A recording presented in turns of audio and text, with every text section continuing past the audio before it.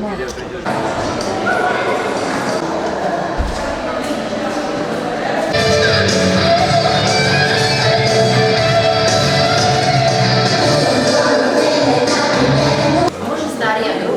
dan. Kako ste? Kako se ide?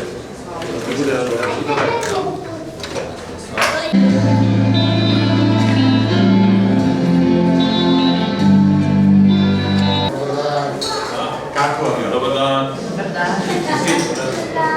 Kaj ste tenis vidjeli?